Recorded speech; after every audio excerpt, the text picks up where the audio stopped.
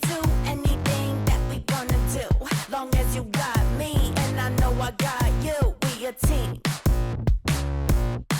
No in between.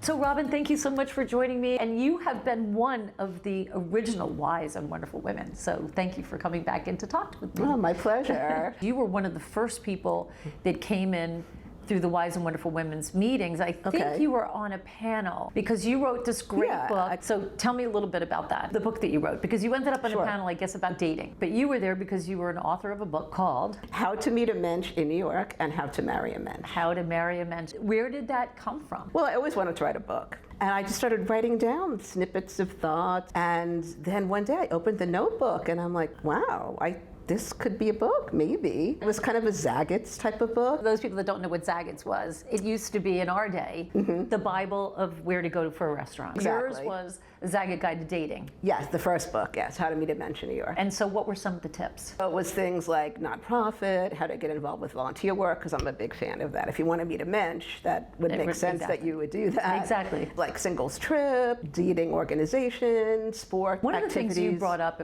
and I've never forgotten it, was to go back to the people that were from your high school, people that might have been married, and maybe it wasn't somebody that you dated, it wasn't the one that got away, but it was somebody that you've got that connection with and kind of reconnecting with people. Well, I always tell people, like, you never know who knows someone too. So even if you have a bad date and you're like, oh, this person is not for me, that is okay. It could be frustrating, but they might have a friend. Exactly. So just always go. You know, I feel like I'm just the messenger with so many things that I get involved with. Right. And just tell people and don't presume that somebody wouldn't know someone for you. Right. Because they could have a brother or a cousin or a neighbor. Or so just put it out there. So did you write the book before you got married? No, I actually got a deal for the book during my first year of marriage, which is not something that I recommend, to write a book as a newlywed about dating.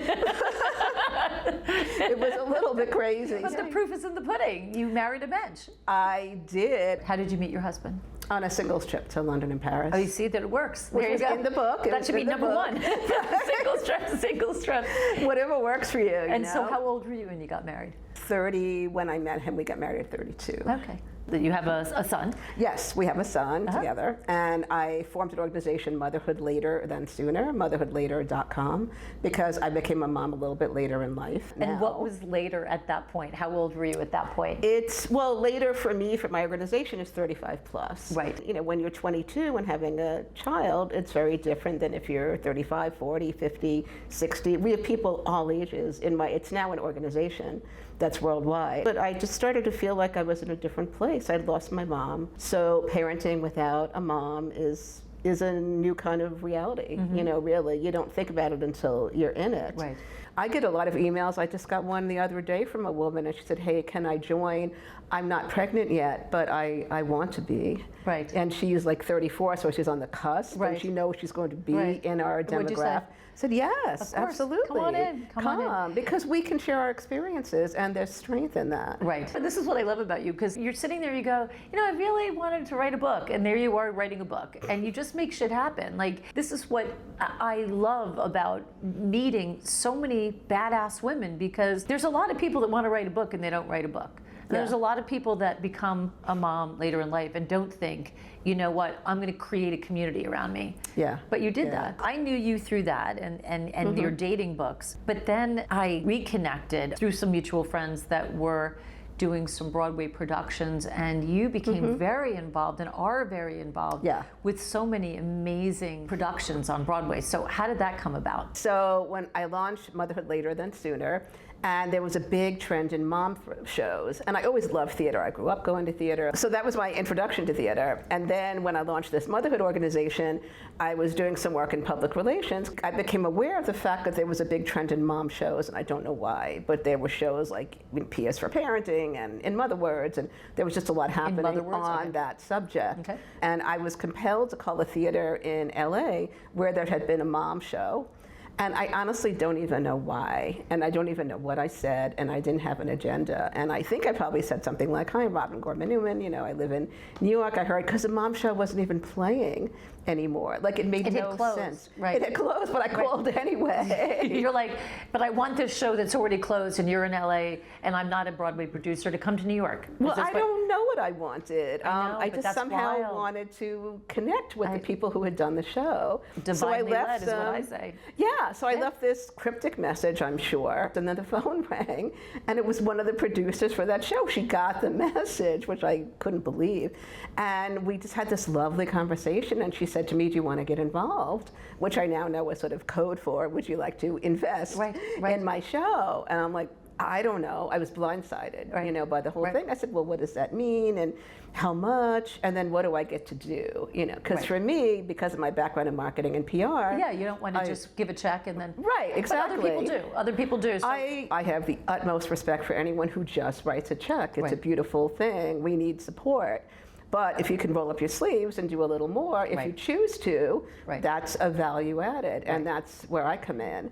So I wanted to be able to do that, and I wanted to make sure she would let me do that. And the answer was yes, you can do all those things. I knew not just the parenting market, which is what that show was about, but I also knew the sweet spot of ticket buyers, which is women over 40, because that's who my demographic was. So I was doing a lot of work as well with the marketing, theatrical, and social media firms. I was contacting all of them to say, hey, you know, I'm here, and I know this demographic, if you would like to work with me. So a lot of them were bringing me in to help support other shows. Well, so that was the first show you produced? Right, so that was off Broadway, which was and it was called Motherhood Out Loud. It was at Primary Stages, and it just changed the entire course of my life. I just felt home in that theater. I loved it. After that, I invested. That was how I started on Broadway itself. I made that decision. I wanted the leap. I decided I wanted my name in a playbill. And that's a much bigger ask. You have to raise a certain amount of money because that's everyone who's on a show has to do that. Right. As opposed to just investing on your own, which is what I had done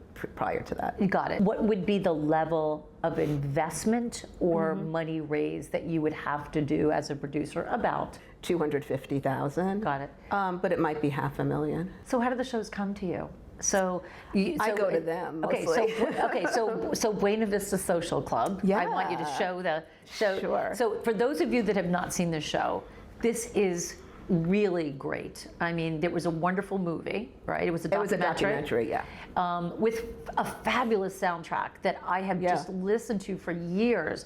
And so I was so glad that it was coming to Broadway. And it's been a big hit. I mean, did it win a couple? Five Tonys. Wow, that's amazing. And we got nominated for Best Musical. I have a show that's coming up, Purple Rain. Oh, Purple Rain. Yes. Oh my gosh, awesome. That is, how could that not be a huge hit? What other shows have you been involved with? I won a Tony 2 years ago for Parade. Oh, Parade was amazing. I did Who's Tommy, Cabaret, Natasha Pierre and the Great Comet of 1812. That was my first on Broadway. Oh, wow. Yeah, Dead Outlaw, Smash, and Fat Ham. Wow, that's my roster so far. I've done 8 on Broadway so far, and I'm developing a show inspired by my books right now. Oh, stop it! So that's great. I'm working on that now. I love that in your spare time. Right. People know to go to you if they have something. Yes, I go to presentations, workshops. That's when something hasn't been done yet. Okay. But it's in early stages, so they could be on book, which means they have a script, or they might be off book. It depends. Was there anything you passed on that you wish that you had invested in? I mean, a friend of mine was asked to be an investor in Hamilton. Well, and he's like, really? A rapping show about Alexander Hamilton? How popular could this be? Clearly he was wrong. Well, see, that's the odd thing with theater, because some shows just don't sell well. I don't fault myself because it's the way that it was presented to me. Really, the elevator pitch is how I put it. Exactly. You know, and that's what I think I'm good at when I'm on a show, any show you choose to do for me. Right. And I say this even with the show that we're developing based on my books. If I don't have an elevator pitch for that show, whether it's mine or any, I'm not doing it. Because if it's that hard to explain it to people, or if I can't do it well or make it sound good, not because I'm sugarcoating it, but because it really feels good to me, then that's not the show for me. And that's a reason people invest or don't invest. And I think why they work with me, because I am upfront. There's no guarantee that you will make money, but I can guarantee you're going to have an amazing time, because that I can control. Exactly. You can lose money in the stock market. I think it's a riskier investment in Broadway, but God, how proud. Like, I was proud seeing it when I went to see it. I know, you and Jess and my friend of mine, Bruce, had put money into Buena Vista. I wasn't just seeing it through the lens of like loving the music and just rocking out in my seat, but I was also so proud of the people behind it. I'm proud of the people on the stage, but proud of the people that took the chance and got involved and stood up and said, we've got to keep this art alive, because it's so much a part of our city, and we need to support it. Well, I love that. I mean, that's why I do this. There's a lot easier things to do, but theater is my happy place, and I know it is for so many, and I think it has the power to change lives as well. Buena Vista, for example, we have an endeavor called Matinee Mission, and we take bilingual students from underserved New York communities to see the show. Oh, great. In a complete theater buyout. For most, it's the first time they've seen a show. And that is and life-changing. It's beautiful. And to know that we're doing that and to change lives because they're seeing the representation on stage through this show, which is so authentic. How do you have an experience like that? And so I'm immensely proud of the shows. And I told my investors, it's your show. And it feels like that. When you're on a show and you see the marquee, it's like, that's my I know. I remember seeing you at the Tonys. I was like, yay, Robin's at the Tonys. Do you trust your gut? I mean, because it sounds like you've got a very good compass. I always feel like if you're asking the question, you know the answer. So, meaning if you're second guessing yourself, for me, that's a no. Because I shouldn't have to think that hard. Like, whatever I decide I want to do, I want to be jazzed about it. Was there somebody that was that role model in your life that was like make shit happen? Like Annie gets it done. Robin. I wish. Robin. I really didn't have a mentor. Because I didn't have one either. I think it's kind of inborn. I think so too. Right? Yeah. Isn't it well, I'm funny? also a Leo, so. Oh yeah. Well, yes, queen. Yes, queen. There you go on that one. Say no more. I know. But I love that you picked up, because I've done that too. Like I've just called somebody up, or I've DM'd them, and then like we become friends. And it's like I've become friends with all of my investors, because we have a good time together. But we get tight because I'm in constant communication with them, so it becomes like a family vibe. I have one investor in Florida who's an older gentleman whose a friend connected me with, and he actually hasn't been well enough to even come to Broadway, sadly. I know, but he's watching from the sidelines. I know, but that's great. He's just enjoying the ride. I know and it makes me, I get sort of choked up about situations like that. So can people reach out to you? I'm always say the best time is when I'm not raising money.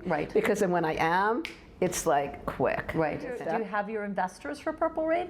At the moment, yes, but I'm hoping I can maybe raise more. To have everybody go and see Buena Vista Social Club, and to make sure that they see Purple Rain. I will definitely be first out there. Thank you so much for joining me. You're welcome. It's my pleasure. Thank you for having me. And bye, everybody.